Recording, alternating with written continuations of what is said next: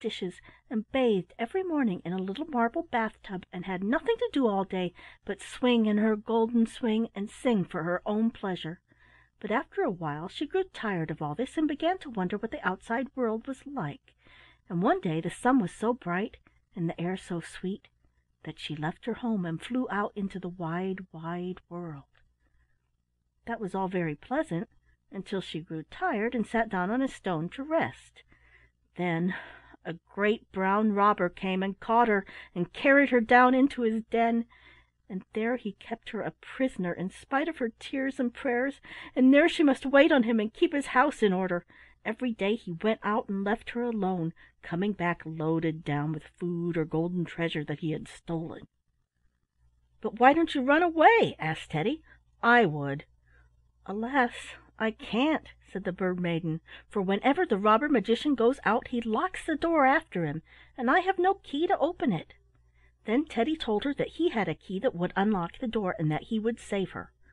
The Bird maiden was very glad, but she said they must make haste, for it was almost time for the robber to come home.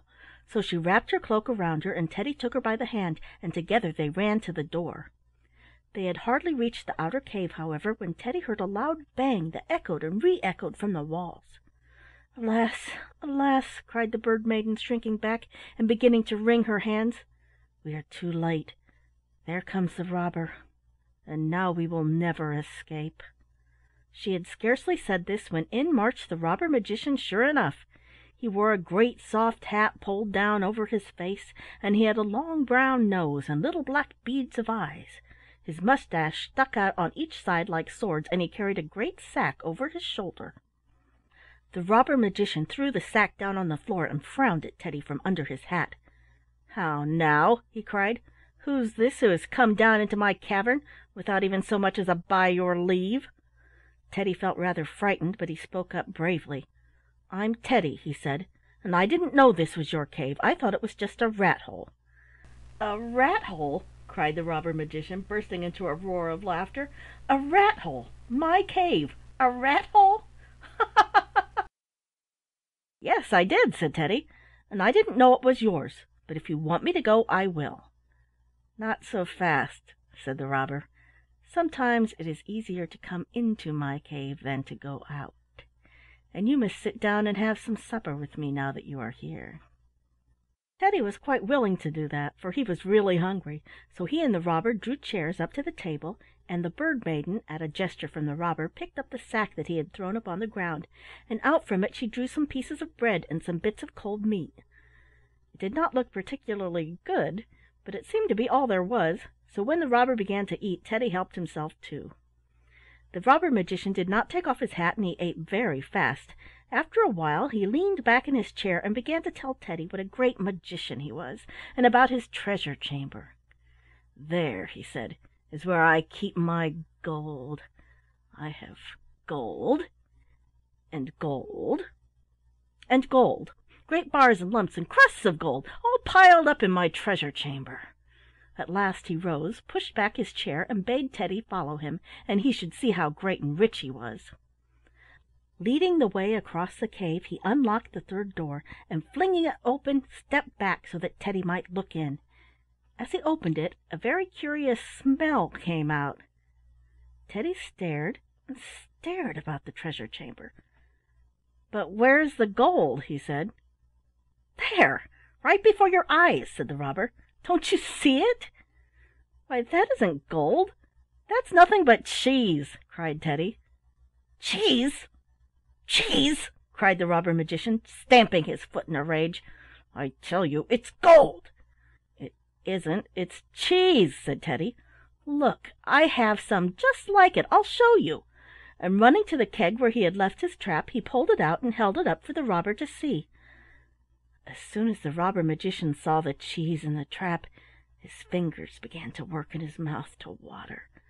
"Oh, what a fine, rich piece of gold!"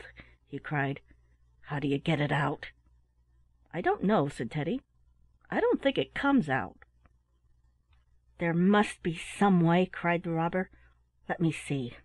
And taking the trap from Teddy, he put it down on the floor and began to pick and pry at the bars. but he could not get the cheese out, and the more he tried, the more eager he grew.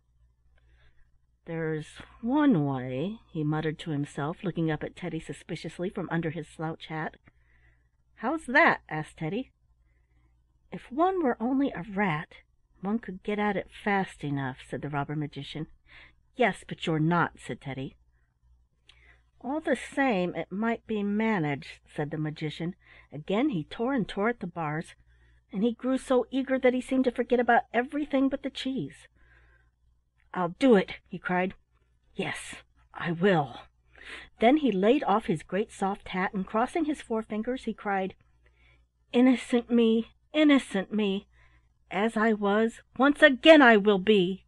And now the magician's nose grew longer, his mustache grew thin and stiff like whiskers, his sword changed to a long tail, and in a minute he was nothing at all but a great brown rat that ran into the trap.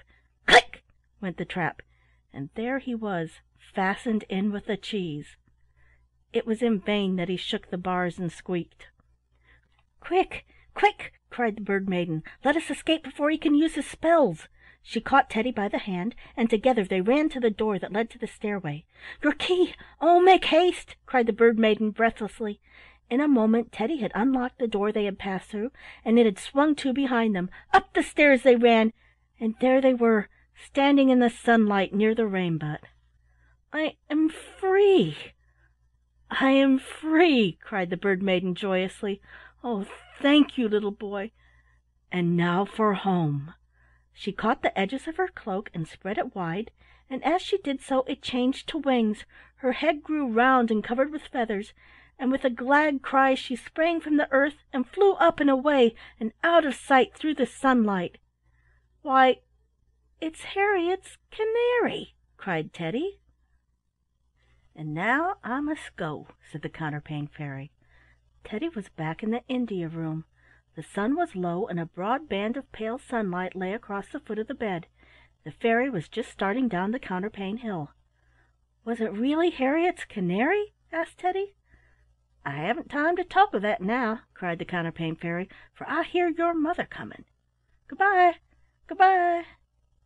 And sure enough she had scarcely disappeared behind the Counterpane Hill when his mamma came in.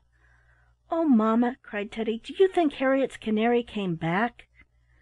"I don't know, dear," said his mother. Then she put a little package into his hand. "Do you think Harriet will like that?" she asked. When Teddy opened the bundle he saw a cunning little bisque doll that sat in a little tin bathtub. You could take the doll out and dress it, or you could really bathe it in the tub. "Oh, isn't that cute?" cried Teddy with delight. "Won't little Cousin Harriet be pleased?" "I hope she will," said mamma. Chapter 9